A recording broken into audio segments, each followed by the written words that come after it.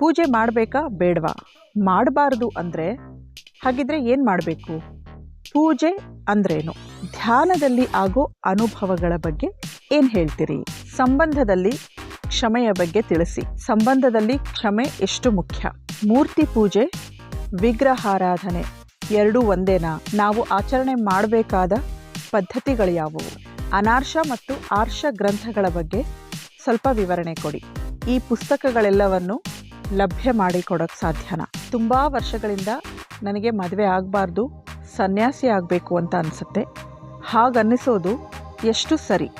ನಮಸ್ಕಾರ, ನಮ್ಮ ಪರಂಪರಾಗೆ ಸ್ವಾಗತ. ನರಸಿಂಹಮೂರ್ತಿಯವರೇ, ಈ ಆರ್ಷ ಅನಾರ್ಷ ಗ್ರಂಥಗಳ ಬಗ್ಗೆ ಇನ್ನೊಂದಷ್ಟು ವಿವರಣೆ ಕೊಡುವಂಥ ಒಂದು ವಿಡಿಯೋ ಮಾಡಿ ಅಂತ ಹೇಳಿದ್ದೀರಾ. ಖಂಡಿತ ಅದರ ಬಗ್ಗೆ ಇನ್ನೂ ವಿವರವಾಗಿ ನಿಮಗೆ ತಿಳಿಸ್ಕೊಡ್ತೀನಿ. ಈ ಪುಸ್ತಕಗಳನ್ನೆಲ್ಲ ನಮಗೆ ಲಭ್ಯ ಮಾಡಿಸಿ ಅಂತ ಕೇಳಿದ್ದೀರಾ. ಅಂದರೆ ನಮ್ಮ ಗುರುಗಳು ಬರೆದಿರುವಂಥ ಪುಸ್ತಕಗಳನ್ನು ನಾನು ನಿಮಗೆ ಕೊಡೋ ಪ್ರಯತ್ನ ಮಾಡಬಹುದು. ಯಾಕೆ ಅಂದರೆ ಅವು ಬೇರೆ ಎಲ್ಲೂ ಮಾರಾಟಕ್ಕೆ ಸಿಗೋದಿಲ್ಲ. ಅವು ಉಚಿತವಾಗಿರೋದ್ರಿಂದ, ಅಲ್ಲಿ ಮಾತ್ರ ಸಿಗೋದ್ರಿಂದ ಅದ್ರ ಬಗ್ಗೆ ನಾನು ಏನಾದ್ರು ಪ್ರಯತ್ನ ಮಾಡಬಹುದು. ಮಿಕ್ಕಂತೆ ಬೇರೆ ಎಲ್ಲ ಗ್ರಂಥಗಳು ಆರ್ಯ ಸಮಾಜದಲ್ಲಿ ನಿಮಗೆ ಸಿಗುತ್ತೆ. ನಿಮ್ಮೂರಲ್ಲಿ ಎಲ್ಲಾದರೂ ಆರ್ಯ ಸಮಾಜದ ಬ್ರ್ಯಾಂಚ್ಗಳಿದ್ರೆ ಅಲ್ಲಿ ನೀವು ಹೋಗಿ ಟ್ರೈ ಮಾಡಬಹುದು. ಅಥವಾ ನೀವು ಯಾರಾದರೂ ಬೆಂಗಳೂರಿಗೆ ಬರೋರಿದ್ರೆ ಅವ್ರ ಹತ್ರ ತರಿಸ್ಕೋಬಹುದು. ಆನ್ಲೈನ್ ಏನಾದರೂ ವ್ಯವಸ್ಥೆ ಇದೆಯಾ ಅಂತ ತಿಳ್ಕೊಂಡು ನಿಮಗೆ ತಿಳಿಸ್ತೀನಿ. ಬೆಂಗಳೂರಲ್ಲಿ ಇಂದಿರಾನಗರ ಮತ್ತು ವಿ ಪುರಂ ಎರಡು ಕಡೆ ಆರ್ಯ ಸಮಾಜದ ಸಂಸ್ಥೆಗಳಿದೆ.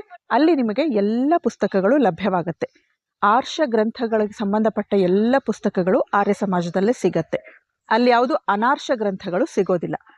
ಆದರೆ ಪಾಣಿನಿಯ ಅಷ್ಟಾಧ್ಯಾಯಿ ಮತ್ತು ಸಂಸ್ಕೃತ ವ್ಯಾಕರಣಕ್ಕೆ ಸಂಬಂಧಪಟ್ಟಿರುವಂಥ ಕೆಲವು ಪುಸ್ತಕಗಳನ್ನು ಬೇರೆ ಎಲ್ಲೋ ಸಿಗುತ್ತೆ ಅನ್ನೋ ಮಾಹಿತಿ ಸ್ವಲ್ಪ ಸಿಗ್ತಾ ಇದೆ. ಪೂರ್ತಿಯಾಗಿ ಅದನ್ನು ಕನ್ಫರ್ಮ್ ಮಾಡ್ಕೊಂಡ್ಮೇಲೆ ನಿಮಗೆ ತಿಳಿಸ್ಕೊಡ್ತೀನಿ. ನೀವು ಅಲ್ಲಿಂದ ಕೊಂಡುಕೊಂಡು ಓದಬಹುದು. ಇನ್ನು ನರಸಿಂಹಮೂರ್ತಿಯವರೇ ಕೇಳಿದಂಥ ಇನ್ನೊಂದು ಪ್ರಶ್ನೆ ಇದೆ. ವಿಗ್ರಹಾರಾಧನೆ ಮತ್ತು ಮೂರ್ತಿ ಪೂಜೆ ಎರಡು ಬೇರೆ ಬೇರೆನಾ? ಒಂದಕ್ಕೆ ಆ ಥರ ಹೇಳೋದಾ ಅಂತ. ವಿಗ್ರಹಾರಾಧನೆನೇ ಮೂರ್ತಿ ಪೂಜೆ, ಮೂರ್ತಿ ಪೂಜೆ ಮಾಡೋದನ್ನೇ ವಿಗ್ರಹ ಆರಾಧನೆ ಮಾಡೋದು ಅಂತ ಹೇಳ್ತೀವಿ. ಹಾಗಿದ್ರೆ ಪೂಜೆ ಮಾಡಬಾರ್ದಾ ಅಂತ ಕೇಳ್ತಾರೆ. ಪೂಜೆಗೆ, ಭಕ್ತಿಗೆ ಅರ್ಥ ಏನು? ಪ್ರತಿಯೊಂದನ್ನು ಪೀಠಿಕೆ ಹಾಕಿನೇ ನಾನು ಈ ಒಂದು ಋಷಿ ಪರಂಪರೆನ ಶುರು ಮಾಡಿದ್ದು. 94ನೇ ಸಂಚಿಕೆಯಲ್ಲಿ 94th ಎಪಿಸೋಡಲ್ಲಿ ಸಂಕ್ಷಿಪ್ತವಾಗಿ ಪ್ರತಿಯೊಂದನ್ನು ನಾನು ನಿಮಗೆ ಹೇಳಿದ್ದೀನಿ. ಅಂದರೆ ಸಂಕ್ಷಿಪ್ತವಾಗಿ ಪೂಜೆ ಅಂದ್ರೇನು, ಭಕ್ತಿ ಅಂದ್ರೇನು, ದೇವರನ್ನು ಕಾಣೋ ರೀತಿ ಯಾವುದು, ಹಾಗಿದ್ರೆ ಪೂಜೆ ಅಂದರೆ ಏನು ಅಂತ ಗೊತ್ತಾದ ಮೇಲೆ ನಾವು ಪೂಜೆ ಮಾಡಬೇಕಾ ಬಿಡಬೇಕಾ ಅನ್ನೋದನ್ನು ನಾವೇ ಡಿಸೈಡ್ ಮಾಡಬಹುದು. ಹೀಗೆಲ್ಲ ಹೇಳಿದ್ದೀನಿ. ಆದರೂ ಚಿಂತೆ ಇಲ್ಲ, ಮುಂಬರುವ ವಿಡಿಯೋಗಳಲ್ಲಿ ನಿಮ್ಮೆಲ್ಲ ಪ್ರಶ್ನೆಗಳಿಗೂ ಉತ್ತರ ಸಿಗುವಂಥ ಅದ್ಭುತವಾದ ವಿಷಯಗಳಿದೆ.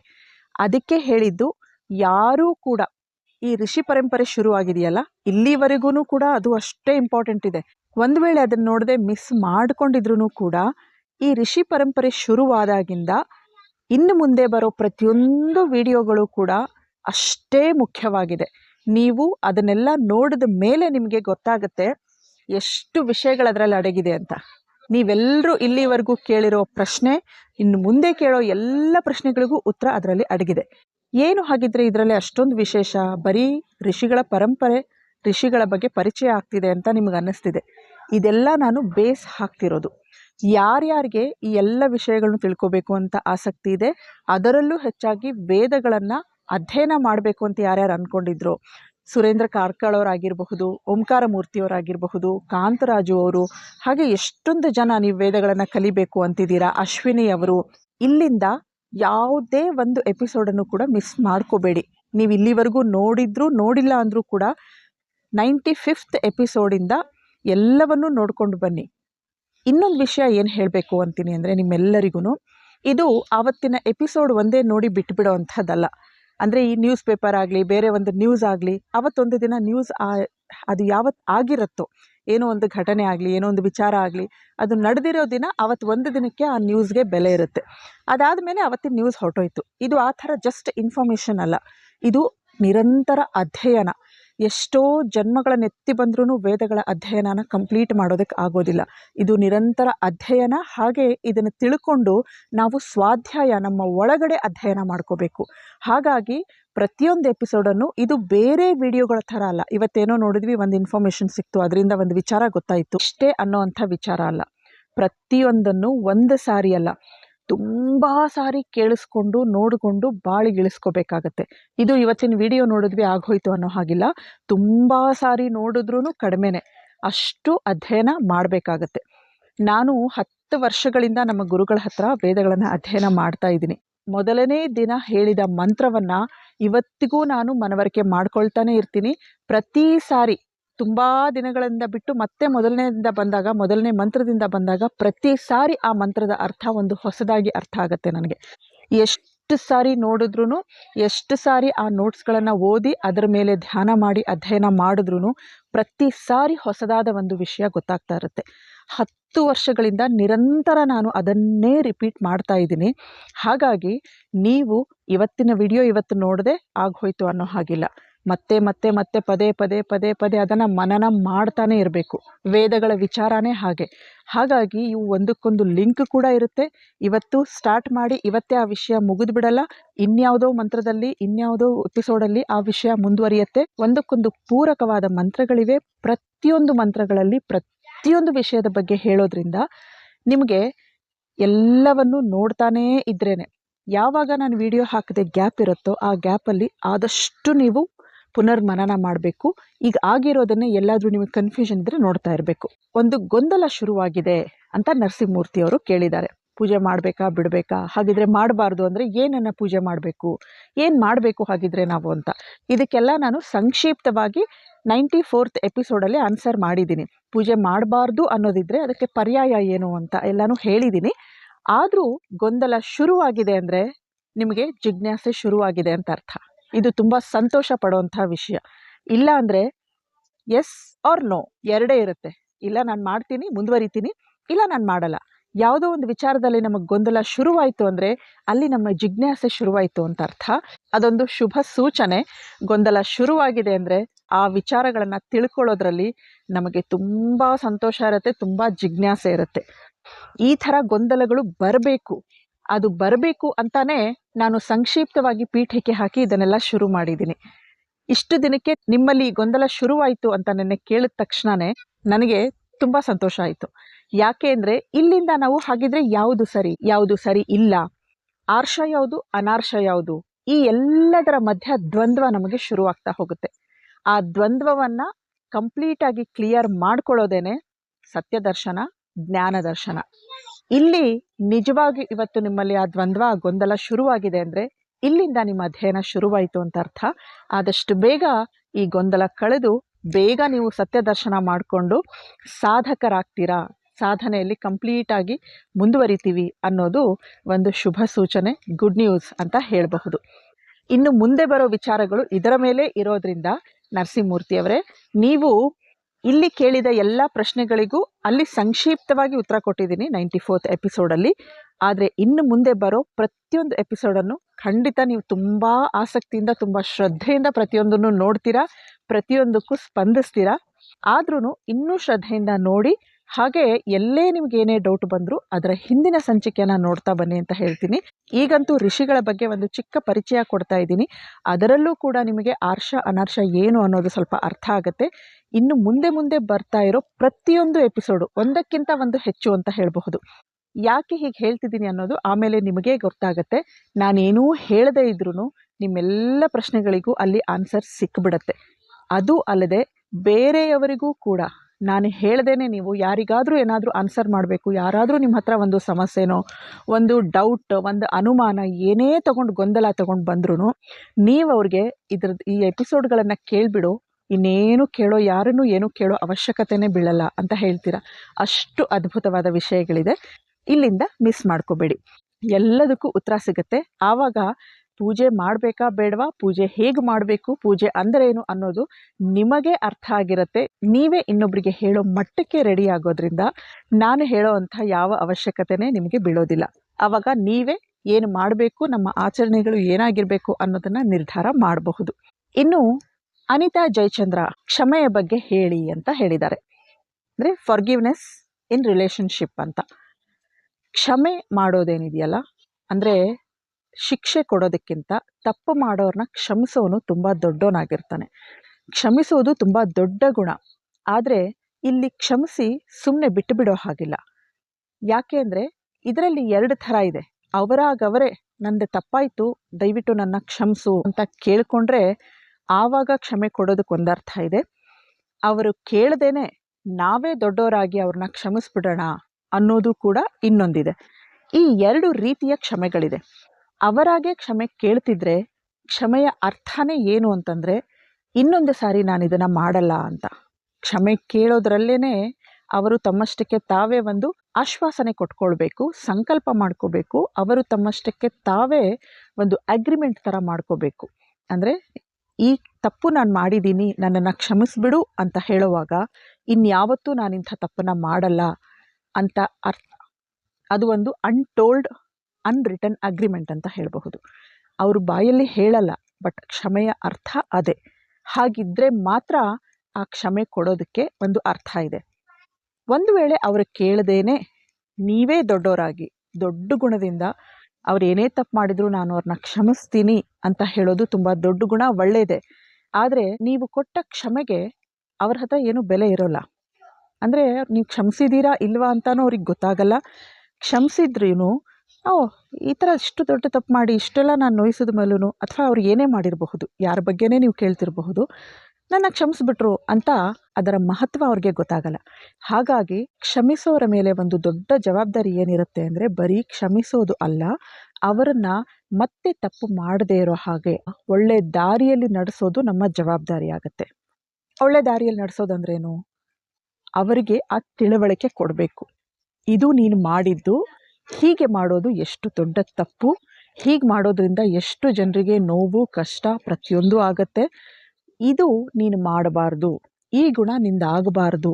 ಹಾಗಿದ್ರೆ ಇದು ಮಾಡದೇ ಇರೋದಕ್ಕೆ, ಇದು ರಿಪೀಟ್ ಮಾಡದೇ ಇರೋದಕ್ಕೆ, ಮತ್ತೆ ಈ ಥರದ ಘಟನೆಗಳು ನಡೀದೇ ಇರೋದಕ್ಕೆ ಏನು ಮಾಡಬೇಕು? ಹೀಗೆ ಮಾಡದೆ ಒಳ್ಳೆಯದಾಗಿ ಒಳ್ಳೆಯವರಾಗಿ ಚೆನ್ನಾಗಿ ಸರಿಯಾಗಿ, ಬರೀ ಒಳ್ಳೆಯದು ಅಂತಲ್ಲ, ಸರಿಯಾದ ದಾರಿಯಲ್ಲಿ ಇರೋದು ಏನು, ಅದಕ್ಕೆ ಏನು ಮಾಡಬೇಕು ಅನ್ನೋ ತಿಳುವಳಿಕೆನ ಅವ್ರಿಗೆ ನೀವು ಕೊಟ್ಟು ಅವ್ರನ್ನ ಕ್ಷಮಿಸಬಹುದು. ನೋಡು, ಇಲ್ಲಿವರೆಗೂ ಹೀಗಾಗಿದೆ, ನೀನು ಈ ಥರ ಮಾಡಿದೀಯಾ, ಇದರಿಂದ ಇಷ್ಟೆಲ್ಲ ತೊಂದರೆಗಳಾಯಿತು, ನಮ್ಮ ಸಂಬಂಧಗಳು ದೂರ ಆಯಿತು, ನಮ್ಮ ಸಂಬಂಧಗಳಲ್ಲಿ ಹುಳಿ ಬಿತ್ತು, ಅದಕ್ಕೆ ಇನ್ನು ಮೇಲೆ ಇದೆಲ್ಲ ಮಾಡಬಾರ್ದು. ಹೀಗೆ ಮಾಡದೇ ಇರೋದಕ್ಕೆ ನೀನು ಆಚರಣೆ ಹೇಗಿರಬೇಕು, ನಿನ್ನ ನಡವಳಿಕೆ ಹೇಗಿರಬೇಕು, ನೀನು ಹೇಗೆ ನಡ್ಕೋಬೇಕು ಇನ್ನು ಮುಂದೆ ಅನ್ನೋ ತಿಳುವಳಿಕೆನ ಅವ್ರಿಗೆ ಕೊಟ್ಟು, ಅವರಿಗೆ ಹೇಳಿ ಮನವರಿಕೆ ಮಾಡಿಕೊಟ್ಟು, ನೀವು ಅವರಿಗೆ ಅನುಭವ ಮಾಡಿಸಬಹುದು, ಮಾತಲ್ಲಿ ಹೇಳಬಹುದು, ಯಾವುದೇ ರೀತಿ ಹೇಳಿ ಆ ತಿಳುವಳಿಕೆನ ಕೊಟ್ಟ ಮೇಲೆ ಅವ್ರನ್ನ ಕ್ಷಮಿಸೋದ್ರಲ್ಲಿ ತುಂಬ ಅರ್ಥ ಇದೆ. ಈ ರೀತಿಯ ಕ್ಷಮೆಯನ್ನು ಕೊಡಬಹುದು ಅನ್ನೋದು ವೇದ ಹೇಳುತ್ತೆ. ಇನ್ನು ಮೆಡಿಟೇಷನ್ನಲ್ಲಿ ಆಗೋ ಅನುಭವಗಳ ಬಗ್ಗೆ ಏನು ಹೇಳ್ತೀರಾ ಅಂತ ನೀವೇ ಕೇಳಿದ್ದೀರಾ ಅನಿತಾ ಅವರೇ. ಮೆಡಿಟೇಷನ್ನಲ್ಲಿ ಬರೋದು ಪ್ರತಿಯೊಂದನ್ನು ಇಲ್ಯೂಷನ್ ಅಂತ ನಾನು ಹೇಳಲ್ಲ. ಯಾಕಂದರೆ ಅದ್ಭುತವಾದ, ನಾವು ಯಾವ ವಿಷಯವನ್ನು ಇಟ್ಕೊಂಡು ಯಾವುದರ ಮೇಲೆ ಫೋಕಸ್ ಮಾಡಿ ಮೆಡಿಟೇಟ್ ಮಾಡ್ತೀವೋ, ಅಂದರೆ ಯಾವ ವಿಷಯದ ಮೇಲೆ ಫೋಕಸ್, ಅಂದರೆ ಏನೋ ಒಂದು ಆಬ್ಜೆಕ್ಟ್ ಅಂತಲ್ಲ, ಯಾವುದೋ ಒಂದು ವಿಚಾರದ ಮೇಲೆ ನಾವು ಯೋಚನೆ ಮಾಡ್ತಾ ಮೆಡಿಟೇಟ್ ಮಾಡ್ತೀವೋ ಅದೇ ವಿಚಾರದ ಬಗ್ಗೆ ನಮಗೆ ಆ ಒಂದು ಅನುಭವಗಳು ಬರ್ತಾ ಇರುತ್ತೆ. ಅದರ ಮೇಲೆ ಡಿಪೆಂಡ್ ಆಗುತ್ತೆ. ನಾವು ಪ್ರತಿಯೊಂದನ್ನು ನಮಗೇನೋ ಒಂದು ಬೇಕಾಗಿದೆ, ಆ ವಿಚಾರವಾಗಿ ಆ ಮನಃಶಾಂತಿಗಾಗಿ ನಾವು ಮಾಡ್ತಾ ಇದ್ದರೆ, ನಮ್ಮ ಕಣ್ಣು ಮುಂದೆ ಏನೋ ಒಂದು ಅನುಭವ ಬಂತು ಅಂದರೆ ಅದನ್ನು ನಿಜ ಅಂತ ಹೇಳೋಕ್ಕಾಗಲ್ಲ. ಅದನ್ನು ಇಲ್ಯೂಷನ್ ಅಂತ ತಗೋಬೇಕೋ ಏನೋ ಗೊತ್ತಿಲ್ಲ. ಆದರೆ ಎಲ್ಲರಿಗೂ ಯೂಸ್ ಆಗುವಂಥದ್ದು ಮೆಡಿಟೇಷನ್ನಲ್ಲಿ 99.9% ಪ್ರತಿಯೊಂದು ಅನುಭವನೂ ನಿಜಾನೇ. ಆದರೆ ಕೆಲವ್ರು ಏನು ಮಾಡ್ತಾರೆ, ಮೆಡಿಟೇಷನಲ್ಲಿ ನನಗೇನೋ ಒಂದು ಅದ್ಭುತವಾದ ಅನುಭವ ಆಯಿತು, ದೇವರೇ ಬಂದು ನಿಂತ್ಕೊಂಡಂಗಾಯಿತು ಕಣ್ಣ ಮುಂದೆ. ಯಾಕೆಂದರೆ ನಾವು ಕೆಲವು ರೂಪಗಳನ್ನು, ಕೆಲವು ವಿಚಾರಗಳನ್ನು, ಅಥವಾ ಕೆಲವರು ಒಂದೊಂದು ರೀತಿಯಲ್ಲಿ ಅವನ್ನ ಅಂದ್ಕೊಂಡಿರ್ತೀವಿ. ಯಾರೋ ಪ್ರೀತಿ ಪಾತ್ರರು ನಮ್ಮ ಮಧ್ಯ ಇವತ್ತಿಲ್ಲ, ಅವ್ರನ್ನ ಮನಸ್ಸಲ್ಲಿಟ್ಕೊಂಡು ನಾವು ಮೆಡಿಟೇಟ್ ಮಾಡಿದಾಗ ನಮಗೆ ಅವರು ಬಂದ ಹಾಗಾಗೋದು, ಇವೆಲ್ಲ ಸತ್ಯ ಅಂತ ಹೇಳೋಕ್ಕಾಗಲ್ಲ. ಆದರೆ ಪ್ಯೂರ್ ಮೆಡಿಟೇಷನ್ ಏನಿದೆಯೋ, ನಾವು ಪ್ಯೂರ್ ಆಗಿ ಒಂದು ಶುದ್ಧ ಮನಸ್ಸಿನಿಂದ ಶುದ್ಧ ಆತ್ಮಕ್ಕಾಗಿ, ಆತ್ಮೋನ್ನತಿಗಾಗಿ ಏನು ಮೆಡಿಟೇಷನ್ ಮಾಡ್ತೀವೋ ಅದರಿಂದ ಆಗೋ ಅನುಭವಗಳೆಲ್ಲನೂ 100% ಸತ್ಯ. ಅದರಲ್ಲಿ ಯಾವುದೇ ಇಲ್ಯೂಷನ್ ಅಂತ ಹೇಳೋಕ್ಕಾಗಲ್ಲ. ಅವೆಲ್ಲ ಇಲ್ಯೂಷನ್ ಡೆಲ್ಯೂಷನ್ ಖಂಡಿತ ಅಲ್ಲ. ಅವೆಲ್ಲವೂ ನಿಜವಾದ ಅನುಭವಗಳು. ನೀವು ಇಷ್ಟು ವರ್ಷದಿಂದ 3 ಗಂಟೆ ಕಾಲ ಮೆಡಿಟೇಷನ್ ಮಾಡ್ತೀನಿ ಅಂತ ಹೇಳಿದ್ದೀರಾ. ತುಂಬ ಅದ್ಭುತ ಅನಿತಾ ಅವರೇ. ಇದುವರೆಗೂ ನನಗೆ ಅಂಥ ಒಂದು ಪುಣ್ಯ ಸಿಕ್ಕಿಲ್ಲ. ನಾನು ಅಷ್ಟೊಂದು ಮೆಡಿಟೇಟ್ ಮಾಡುವಷ್ಟು ಸಮಯ ಕೂಡ ನನಗೆ ಸಿಗ್ತಾ ಇಲ್ಲ. ನನಗೆ ತುಂಬ ಆಸಕ್ತಿ ಇದೆ ಮೆಡಿಟೇಷನಲ್ಲಿ. ಆದರೆ ನೀವಾಗಲೇ ಅಷ್ಟು ಮುಂದೆ ಹೋಗ್ಬಿಟ್ಟಿದ್ದೀರಾ ಅನ್ನೋದು ತುಂಬ ಸಂತೋಷದ ವಿಷಯ. ಅಶ್ವಿನಿ ಅನ್ನೋರು ಒಂದು ಪ್ರಶ್ನೆ ಕೇಳಿದ್ದೀರಾ, ನನಗೆ ತುಂಬ ವರ್ಷಗಳಿಂದ ಮದುವೆ ಆಗಬಾರದು, ಸನ್ಯಾಸಿಯಾಗಿ ಇರಬೇಕು ಅಂತ ಅನಿಸುತ್ತೆ. ನೀವು ಮದುವೆ ಸ್ವೇಚ್ಛೆ ಸ್ವಂತ ಇಚ್ಛೆ ಅಂತ ಹೇಳಿದ್ರಿ, ಹಾಗಾಗಿ ಈ ಪ್ರಶ್ನೆ ಕೇಳ್ತಿದ್ದೀನಿ, ಇದು ಎಷ್ಟು ಸರಿ ಅಂತ ಕೇಳಿದ್ದೀರಾ. ನಿಮಗೆ ಈಗಾಗಲೇ ಮದುವೆ ಆಗದೇ ಇರೋದ್ರಿಂದ ನೀವು ಯಾರ ಪರ್ಮಿಷನು ತಗೋಬೇಕಾಗಿಲ್ಲ. ಚಿಕ್ಕ ಮಗು ಆಗಿದ್ರೆ ನೀವು ತಾಯಿದೋ ಅಥವಾ ತಂದೆದೋ ಪರ್ಮಿಷನ್ ತಗೋಬೇಕಾಗತ್ತೆ. ಅಂದರೆ ನಿಮ್ಮ ಚಿಕ್ಕ ಮಗುವಿನ ಮೇಲೆ ನಾವು ಬ್ರಹ್ಮಚರ್ಯವನ್ನು ಹೇರಬಾರ್ದು. ಬ್ರಹ್ಮಚರ್ಯ ಅಂದರೆ ಇವತ್ತು ರೂಢಿಯಲ್ಲಿರೋ ವಿಷಯಕ್ಕೆ ಸೆಲಿಬಸ್ಸಿನ ಬ್ರಹ್ಮಚರ್ಯ ಅಂದ್ಕೊಂಡಿದ್ದಾರೆ. ಆ್ಯಕ್ಚುಲಿ ಬ್ರಹ್ಮಚರ್ಯ ಅಂದರೆ ಅದಲ್ಲ. ಆದ್ರೂ ಈ ಬ್ರಹ್ಮಚರ್ಯನ ನಿಮಗೆಲ್ರಿಗೂ ಅರ್ಥ ಆಗೋ ಭಾಷೆಯಲ್ಲಿ ಹೇಳಬೇಕು ಅಂದರೆ ಬ್ರಹ್ಮಚರ್ಯ ಅಂತಲೇ ಸದ್ಯಕ್ಕೆ ತಗೋಬೇಕು. ಬ್ರಹ್ಮಚರ್ಯನ ಇನ್ನೊಬ್ಬರ ಮೇಲೆ ಹೇರೋದು, ಅವರಿಗೆ ಆ ತಿಳುವಳಿಕೆ ಇಲ್ಲದೇ ಹೇರೋದು ತುಂಬ ದೊಡ್ಡ ತಪ್ಪು. ಹಾಗೆ ಮದುವೆ ಆಗಿದ್ದರೆ ನಮ್ಮಷ್ಟಕ್ಕೆ ನಾವೇ ಅವರ ಪರ್ಮಿಷನ್ ಇಲ್ಲದೇ ನಾವು ಸನ್ಯಾಸಿಗಳಾಗೋದು ತಪ್ಪಾಗತ್ತೆ. ಆದರೆ ನಿಮ್ಗೆ ಅದು ಎರಡೂ ಇಲ್ಲದೇ ಇರೋದ್ರಿಂದ ನೀವು ಕ್ವೈಟ್ ಮೆಚೋರ್ಡ್ ಅಂತ ಹೇಳ್ಬೋದು. ಆ ಒಂದು ಡಿಸಿಷನ್ ತಗೊಳ್ಳೋಕ್ಕೆ ಪ್ರಬುದ್ಧರಾಗಿರೋದ್ರಿಂದ ನೀವು ಖಂಡಿತ ಸನ್ಯಾಸನ ತಗೋಬಹುದು. ಆದರೆ ಸನ್ಯಾಸ ತಗೊಳ್ಳೋದು ಅಂದರೆ ಏನು? ಮದುವೆ ಆಗದೆ ಹಾಗೆ ಇರೋದು ಬೇರೆ, ಸನ್ಯಾಸ ತಗೊಳ್ಳೋದು ಬೇರೆ. ಇವೆರಡಕ್ಕೂ ತುಂಬ ವ್ಯತ್ಯಾಸ ಇದೆ. ನಿಮ್ಮಲ್ಲಿ ಯಾವ ಒಂದು ಪ್ರೇರಣೆ ಆಗ್ತಿದೆ ಅನ್ನೋದನ್ನು ನಿಮ್ಮನ್ನು ನೀವೇ ಪರೀಕ್ಷೆ ಮಾಡ್ಕೋಬೇಕು ತುಂಬ ಆಳವಾಗಿ. ಸನ್ಯಾಸ ಅನ್ನೋದು ಎಷ್ಟೋ ಜನರಿಗೆ ಪಲಾಯನವಾದ ಆಗ್ಬಿಟ್ಟಿದೆ. ಎಷ್ಟೋ ಜನರಿಗೆ ಕಟು ಅನುಭವಗಳಿರುತ್ತೆ. ಅಥವಾ ಅವ್ರ ಮನೆಯಲ್ಲಿ ಅಕ್ಕನೋ ಅಣ್ಣನೋ ತಂಗಿನೋ ತಮ್ಮನೋ ಯಾರದೋ ಮದುವೆ, ಅಥವಾ ಅಪ್ಪ ಅಮ್ಮಂದೋ ಇರಬಹುದು, ಚಿಕ್ಕಮ್ಮ ಚಿಕ್ಕಪ್ಪ ಯಾರೇ ಇರಬಹುದು, ಸುತ್ತಮುತ್ತಲು ಯಾರದೋ ಕಹಿಯಾದ ಅನುಭವಗಳನ್ನು ನೋಡಿರ್ತಾರೆ. ಮದುವೆ ಆಗಿ ದಿನಾ ಜಗಳಾಡೋದು, ಎಷ್ಟೊಂದು ಕಷ್ಟಗಳನ್ನು ಅನುಭವಿಸಿರೋದು, ಕುಡಿಯೋದು, ಕುಡಿದು ಬಂದು ಹೊಡೆಯೋದು, ಈ ಥರ ತುಂಬ ಅತ್ಯಾಚಾರ ಅನ್ಯಾಯಗಳನ್ನು ನೋಡಿ ಅದರಿಂದ ಮನಸ್ಸು ತುಂಬ ಹಾಳಾಗ್ಬಿಟ್ಟಿರುತ್ತೆ. ಹೀಗಾಗಿ ಈ ಥರ ಮದುವೆ, ಈ ಥರ ಗಂಡ ಹೆಂಡತಿ ಇರ್ತಾರೆ ಅಂದರೆ ನಂಗೆ ಮದುವೆ ಆಗೋದು ಬೇಡಪ್ಪ ಅನ್ನುವಂಥ ಭಾವನೆ ಬಂದುಬಿಡತ್ತೆ. ಅದು ಪಲಾಯನವಾದ ಆಗತ್ತೆ. ಅವರ ಲೈಫಲ್ಲಿರೋದು ನಮ್ಮ ಲೈಫಲ್ಲಿ ಆಗಲೇಬೇಕು ಅಂತಿಲ್ಲ. ಅಥವಾ ಅವರ ಲೈಫಲ್ಲಿ ಆಗೋದು ಎಲ್ಲವನ್ನೂ ಅವರು ತಪ್ಪಿಸಬಹುದು. ಯಾರೂ ಕೂಡ ಅವರವರ ಜವಾಬ್ದಾರಿನೇ ಇಲ್ಲಿ. ಯಾರೂ ಕೂಡ ಯಾವುದೇ ಜವಾಬ್ದಾರಿಗಳಿಂದ ತಪ್ಪಿಸ್ಕೊಂಡು ಹೋಗೋ ಹಾಗಿಲ್ಲ. ಪ್ರತಿಯೊಬ್ಬರು ಆ ಥರ ನಡೀತಾ ಇದ್ರೂ ಕೂಡ ಗಂಡ ಹೆಂಡತಿ ಇಬ್ಬರದು ಅಷ್ಟೇ ಕರ್ತವ್ಯ ಆಗುತ್ತೆ ಅವರ ಜೀವನನ ಸರಿಯಾಗಿ ನಡೆಸ್ಕೊಂಡು ಹೋಗೋದು. ಆ ಕಾರಣಕ್ಕಾಗಿ ನಿಮ್ಮಲ್ಲಿ ಏನಾದರೂ ಅಂಥ ಕಟು ಅನುಭವಗಳಾಗಿ ರಿಲೇಷನ್ಸಲ್ಲಿ ಅಥವಾ ಸುತ್ತಮುತ್ತಲು ಅದಕ್ಕಾಗಿ ಬೇಡ ಅನ್ನಿಸ್ತಾ, ಅಥವಾ ನನಗೆ ಹಾಗೇನೂ ಇಲ್ಲ, ಆ ಥರ ಯಾವುದೇ ಕಹಿ ಅನುಭವಗಳು ಇಲ್ಲದೇನೂ ನನಗೆ ಹಾಗೇ ಇರಬೇಕು ಅಂತ ಅನಿಸುತ್ತಾ, ಅಥವಾ ಫ್ರೀಡಮ್ಗೋಸ್ಕರ ಹಾಗೇ ಇರಬೇಕು ಅಂತ ಅನಿಸುತ್ತಾ, ಇದೆಲ್ಲ ಜವಾಬ್ದಾರಿ, ಗಂಡ ಮನೆ ಅತ್ತೆ ಮಾವ ಈ ಜವಾಬ್ದಾರಿ ಬೇಡ, ಮತ್ತು ಮಕ್ಕಳು ಇದೆಲ್ಲ ಬೇಡ ಅಂತ ಅನಿಸಿದ್ರೆ ಅದು ಬೇರೆ ಆಗುತ್ತೆ. ಇವೆಲ್ಲವೂ ಜವಾಬ್ದಾರಿಗಳಾಗುತ್ತೆ. ಇವೆಲ್ಲವೂ ಆಗಲೇಬೇಕು ಲೈಫಲ್ಲಿ. ಈ ಜವಾಬ್ದಾರಿಯಿಂದ ತಪ್ಪಿಸ್ಕೊಳ್ಳೋದಕ್ಕೆ, ಪಲಾಯನ ಮಾಡೋದಕ್ಕೆ, ಪಲಾಯನವಾದವಾಗಿ ಎಷ್ಟೋ ಜನ ಈ ಮಾರ್ಗವನ್ನು ಆರಿಸ್ಕೊಳ್ತಾರೆ. ಹಾಗಾಗಿದ್ದರೆ ಮಾತ್ರ ಖಂಡಿತ ನೀವು ಸನ್ಯಾಸಿ ಆಗೋ ಹಾಗಿಲ್ಲ ಅಶ್ವಿನಿ ಅವರೇ. ನೀವು ಮದುವೆ ಆಗಬೇಕಾಗತ್ತೆ. ಸೂಕ್ತವಾದ ವ್ಯಕ್ತಿ ನೋಡಿ. ಇನ್ನೂ ಒಂದು ಥರ ಇರುತ್ತೆ. ಚಿಕ್ಕ ವಯಸ್ಸಿನಿಂದ ಅಂದರೆ ಒಂದು ತಿಳುವಳಿಕೆ ಬರುವಂಥ ವಯಸ್ಸಿನಿಂದನೂ ನಮಗೆ ಆ ಒಂದು ಸನ್ಯಾಸತ್ವ ತುಂಬ ಅಟ್ರ್ಯಾಕ್ಟ್ ಮಾಡ್ತಾ ಇರುತ್ತೆ. ಇಲ್ಲ, ನಾನು ಸನ್ಯಾಸಿ ಆಗಬೇಕು ಅಂತ. ಸನ್ಯಾಸಿಯ ಮುಖ್ಯ ಅರ್ಥ ಏನು ಅಂದರೆ, ಚಿಕ್ಕ ಸೀಮಿತ ಕುಟುಂಬವಲ್ಲದೆ ಇಡೀ ಪ್ರಪಂಚನೇ ನಮ್ಮ ಕುಟುಂಬ ಅಂತ ಬದುಕಬೇಕು. ಅದೇ ಭಾವನೆ ಮನಸ್ಸಲ್ಲಿ ಬರಬೇಕು. ಇಲ್ಲಿ ಒಂದು ಫ್ಯಾಮಿಲಿಯಿಂದ ನಾವು ತಪ್ಪಿಸ್ಕೊಂಡ್ರೆ ಇಡೀ ಪ್ರಪಂಚ, ಇಡೀ ಬ್ರಹ್ಮಾಂಡದ ಎಲ್ಲ ಕ್ರಿಮಿಕೀಟಗಳು, ಜೀವಿಗಳು, ಪ್ರಾಣಿಗಳು, ಮನುಷ್ಯರು ಎಲ್ಲರೂ ನಮ್ಮವರೇ ಅನ್ನೋದು ಆವಾಗ ಈ ಒಂದು ಚಿಕ್ಕ ಕುಟುಂಬ ಏನಿದೆ ಅದು ದೊಡ್ಡ ಕುಟುಂಬ ಆಗುತ್ತೆ. ಅದು ಲಿಮಿಟೇ ಇಲ್ಲದೆ ಇರೋಷ್ಟು ಅನ್ಲಿಮಿಟೆಡ್ ಆಗುತ್ತೆ. ಪ್ರತಿಯೊಬ್ಬರ ಹಿತಕ್ಕೋಸ್ಕರ ನಾವು ದಿನ ರಾತ್ರಿ ದುಡಿಬೇಕು. ಇದು ಸನ್ಯಾಸ ಧರ್ಮ. ಈ ಥರದ ಸನ್ಯಾಸ ನಿಮಗೆ ಒಪ್ಪಿಗೆ ಇದ್ದರೆ ಖಂಡಿತ ಅದು ಸನ್ಯಾಸ ತಗೊಳ್ಳೋದು. ಇದಕ್ಕೆ ಯಾರದೇ ಪರ್ಮಿಷನ್ ಕೇಳೋವಂಥ ಪರಿಸ್ಥಿತಿಯಲ್ಲಿ, ಅಂಥ ವಯಸ್ಸಲ್ಲಿ ನೀವಿಲ್ಲ. ಖಂಡಿತ ನೀವು ಯೋಚನೆ ಮಾಡದೆ ಸನ್ಯಾಸ ತಗೋಬಹುದು. ಆದರೆ ಇದು ತುಂಬ ನಮ್ಮ ಮನಸ್ಥಿತಿ ಏನಿದೆ, ಭಾವನೆಗಳೇನಿದೆ, ನಮ್ಮ ಜವಾಬ್ದಾರಿಗಳ ಬಗ್ಗೆ ಇದು ಇನ್ನೂ ವಿಶಾಲವಾಗುತ್ತೆ, ವಿಸ್ತಾರವಾಗುತ್ತೆ. ತುಂಬ ದೊಡ್ಡ ಜವಾಬ್ದಾರಿ ಸನ್ಯಾಸನ ತಗೋಬೇಕು ಅಂತಂದರೆ. ನಾನು ಷೋಡಶ ಸಂಸ್ಕಾರಗಳಲ್ಲಿ ಇದು 15ನೇ ಸಂಸ್ಕಾರವಾಗಿ ಬರುತ್ತೆ ಸನ್ಯಾಸ ಅನ್ನೋದು. ಪ್ರತಿಯೊಬ್ಬರು ಒಂದು ಮಟ್ಟದ ತಮ್ಮ ಜವಾಬ್ದಾರಿಗಳನ್ನು ತೀರಿಸಿದ ಮೇಲೆ ಸನ್ಯಾಸ ಅನ್ನೋ ಸ್ಥಿತಿಗೆ ಹೋಗ್ತಾರೆ. ಇದು ಒಂದು ಸ್ಟೇಟ್ ಆಫ್ ಮೈಂಡ್. ಸನ್ಯಾಸಿ ಅಂದರೆ ಈ ಥರ ಕಾವಿ ವೇಷ ಹಾಕ್ಕೊಂಡು ಹೀಗೆಲ್ಲ ಮಾಡಿದ್ರೇ ಆ ವೇಷ ಹಾಕಲೇಬೇಕು ಅನ್ನೋದು ಸಾಂಕೇತಿಕವಾಗಿ ಅಷ್ಟೇ ಬಿಟ್ಟರೆ, ನಾವು ಆ ಸ್ಟೇಟ್ ಆಫ್ ಮೈಂಡಲ್ಲಿ ಇದ್ದರೆ ಅದು ಸನ್ಯಾಸನೇ ಆಗುತ್ತೆ. ನಮ್ಮ ಮನಸ್ಸು ಅಷ್ಟು ವಿಶಾಲವಾಗಿದೆಯಾ, ಇಡೀ ಪ್ರಪಂಚನ ನಮ್ಮವರು ಅಂತ ನೋಡುವಂಥ, ಇವರಿಗೆ ಯಾವುದೇ ಸಂಬಂಧ ಅಪ್ಪ ಅಮ್ಮ ಅಕ್ಕ ತಂಗಿ ಅಣ್ಣ ತಮ್ಮ ಯಾರೂ ಇರಲ್ಲ, ಈ ಎಲ್ಲ ಸಂಬಂಧಗಳನ್ನು ಎಲ್ಲರಲ್ಲೂ ಕಾಣಬೇಕು, ಸಮನಾಗಿ ಕಾಣಬೇಕು, ಪ್ಯೂರ್ ಆಗಿರಬೇಕು. ಅಂದರೆ ಅಷ್ಟು ಶುದ್ಧವಾಗಿ ಎಲ್ಲರನ್ನು ಒಂದೇ ರೀತಿ ಕಾಣುವಂಥ ಶಕ್ತಿ ಆಲ್ರೆಡಿ ನಮ್ಮಲ್ಲಿ ಇದ್ಬಿಡಬೇಕು ಅಂತಿಲ್ಲ, ಕ್ರಮೇಣ ಅದು ಹೆಚ್ಚಾಗ್ತಾ ಹೋಗುತ್ತೆ. ಆದರೆ ಒಂದಷ್ಟು ಪರ್ಸೆಂಟ್ ಆದರೂ ಹಾಗಿದ್ದು ನಾನು ಇಡೀ ಸಮಾಜಕ್ಕೆ ಏನಾದರೂ ಸೇವೆ ಮಾಡಬೇಕು, ಹಾಗಾಗಿ ನಾನು ಸನ್ಯಾಸ ತಗೊಂಡು ಎಲ್ಲರ ಪರವಾಗಿ ನಾನು ದುಡಿಬೇಕು ಅನ್ನೋ ಮನಸ್ಥಿತಿ ಇದ್ದರೆ ಖಂಡಿತ ಸನ್ಯಾಸ ತಗೋಬಹುದು. ಇಲ್ಲ ನನಗೆ ಇವೆಲ್ಲ ಜವಾಬ್ದಾರಿಗಳಿಂದ ತಪ್ಪಿಸ್ಕೋಬೇಕು, ನಾನು ಒಬ್ಬಳೇ ಆರಾಮಾಗಿರಬೇಕು, ಒಬ್ಬಳೇ ಯಾವುದೋ ಚಿಂತೆ ಇಲ್ಲದೆ ಇರಬೇಕು ಅನ್ನೋವಂಥ ಭಾವನೆ ಇದ್ದರೆ ಅದು ಪ್ಯೂರ್ ಸನ್ಯಾಸತ್ವ ಆಗಲ್ಲ. ಅಥವಾ ಬೇರೆ ಯಾವುದೇ ಕಷ್ಟ ಕಾರ್ಪಣ್ಯಗಳನ್ನು ನೋಡಿ ಪಲಾಯನವಾದದ ಅರ್ಥದಲ್ಲಿ ಸನ್ಯಾಸ ತಗೊಂಡ್ರೆ ಅದು ಸನ್ಯಾಸ ಅಂತ ಅನಿಸ್ಕೊಳ್ಳಲ್ಲ. ಇದರಲ್ಲಿ ಯಾವುದು ನಿಮಗೆ ಅನಿಸಿದೆ ಅನ್ನೋದನ್ನು ನೀವು ನಿಮ್ಮನ್ನು ಆಳವಾಗಿ ಇಂಟ್ರೋಸ್ಪೆಕ್ಷನ್ ಮಾಡ್ಕೊಳ್ಳಿ, ನಿಮ್ಮನ್ನು ನೀವೇ ವಿಮರ್ಶೆ ಮಾಡ್ಕೊಳ್ಳಿ. ಸಾಕಷ್ಟು ಸಮಯ ಬೇಕಾದರೆ ತಗೊಂಡು ಸರಿಯಾದ ದಾರಿ ಯಾವುದು, ನಿಜವಾಗ್ಲೂ ನಿಮಗೆ ಒಳಗಡೆಯಿಂದ ಏನು ಅನ್ನಿಸ್ತಾ ಇದೆ, ಆ ತುಡಿತ ಏನು ಅನ್ನೋದನ್ನು ತಿಳ್ಕೊಂಡು ಅದರ ಮೇಲೆ ನೀವು ನಿರ್ಧಾರ ತಗೋಬಹುದು. ಇನ್ನೂ ಒಂದು ಚಿಕ್ಕದಾಗಿ ಹೇಳಬೇಕು ಅಂದರೆ ಸನ್ಯಾಸ ಧರ್ಮದ ಒಂದು ಅರ್ಥ ಇನ್ನೂ ಒಂದಿದೆ.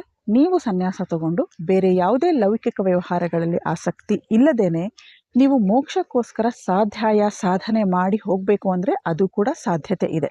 ಆದರೆ ಸ್ವೇಚ್ಛೆಯಾಗಿ ನನ್ನ ಇಷ್ಟ ಬಂದಾಗಿರಬಹುದು, ನನಗೆ ಯಾರದೇ ಅಂಕುಶ ಬೇಡ ಅನ್ನುವಂಥ ಸ್ವಾತಂತ್ರ್ಯನ ಇಷ್ಟಪಟ್ಟು ಏನಾದರೂ ಸನ್ಯಾಸತ್ವ ತಗೋಬೇಕು ಅಂದರೆ ಅದು ನಿಜವಾದ ಸನ್ಯಾಸ ಅಂತ ಅನಿಸ್ಕೊಳ್ಳಲ್ಲ, ಅದು ಬೇರೆಯೇ ಆಗತ್ತೆ. ಹಾಗಾಗಿ ಒಂದು ವೇಳೆ ನಿಮಗೇನಾದರೂ ಅನಿಸಿದರೆ ನೀವು ಯೋಗ್ಯ ವ್ಯಕ್ತಿನ ನೋಡಿ ಮದುವೆ ಆಗಿ ಚೆನ್ನಾಗಿರೋದೇ ಒಳ್ಳೆಯದು. ಇದನ್ನು ನಿಮ್ಮಲ್ಲಿ ನೀವೇ ಪರೀಕ್ಷೆ ಮಾಡಿಕೊಂಡು ಯಾವುದು ನಿಮಗೆ ಅನ್ನಿಸ್ತಾ ಇದೆ ಅನ್ನೋದನ್ನು ನೀವು ನನಗೆ ಕಮೆಂಟ್ ಮಾಡಿ ತಿಳಿಸಿ. ಮುಂದೆ ಏನು ಮಾಡಬಹುದು, ನೀವು ಆ ದಾರಿಗೆ ಹೋಗಬೇಕಾ ಬೇಡವಾ, ಹೋಗಬಹುದಾ ಅನ್ನೋದನ್ನು ನೀವೇ ಡಿಸೈಡ್ ಮಾಡಬಹುದು. ಅದಕ್ಕೆ ಬೇಕಾದ ಕೆಲವು ವಿಚಾರಗಳನ್ನು ಸಪೋರ್ಟಿವ್ ಆಗಿ ನಾನು ನಿಮಗೆ ಕೊಡೋದಕ್ಕೆ ಸಾಧ್ಯ ಆಗುತ್ತೆ, ಕೊಡೋ ಪ್ರಯತ್ನನ ಪಡ್ತೀನಿ.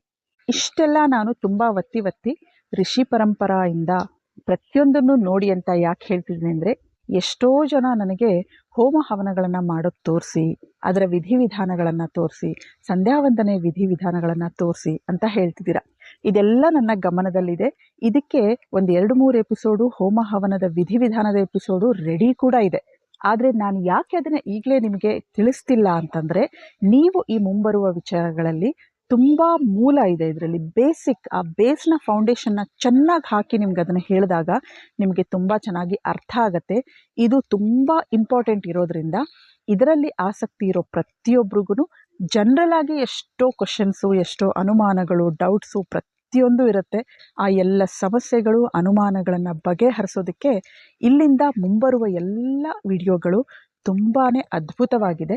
ಹಾಗಾಗಿ ಯಾರು ಮಿಸ್ ಮಾಡ್ಕೊಳ್ಳದೆ ನೋಡಿ. ನಿಮ್ಮ ಪ್ರಶ್ನೆಗಳಿಗೆ ಎಷ್ಟೋ ಉತ್ತರಗಳು ಅಲ್ಲೇ ಸಿಗುತ್ತೆ.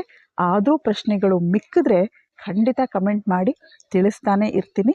ಇದನ್ನು ಮಾತ್ರ ಮಿಸ್ ಮಾಡ್ಕೊಳ್ಳದೆ ನೋಡಿ, ಆಮೇಲೆ ನಿಮ್ಮ ವಿಚಾರಗಳನ್ನು ನೀವು ಮಂಡಿಸಬಹುದು. ಬರೀ ಪ್ರಶ್ನೆ ಕೇಳಬೇಕು ಅಥವಾ ಬರೀ ನಿಮ್ಮ ಸಮಸ್ಯೆಗಳನ್ನು, ಅನುಮಾನಗಳನ್ನು ದೂರ ಮಾಡ್ಕೋಬೇಕು ಅಂತಿಲ್ಲ. ಯಾರಿಗೆ ಏನೇ ಒಂದು ಸ್ಟೇಟ್ಮೆಂಟ್ ಥರ ನಿಮ್ಮ ವಿಚಾರಗಳನ್ನು ಹಂಚ್ಕೋಬೇಕು ಅಂದ್ರೂ ಕೂಡ ನೀವೆಲ್ಲರೂ ಕಮೆಂಟ್ ಮಾಡಬಹುದು. ಅದಕ್ಕೆ ತಕ್ಕ ಹಾಗೆ ನಾವು ಒಂದು ಚರ್ಚೆ ಅನ್ನೋ ಹಾಗೆ ಇದನ್ನು ಮಾಡಬಹುದು. ಇಷ್ಟು ಇವತ್ತಿನ ಪ್ರಶ್ನೆಗಳಿಗೆ ಉತ್ತರ.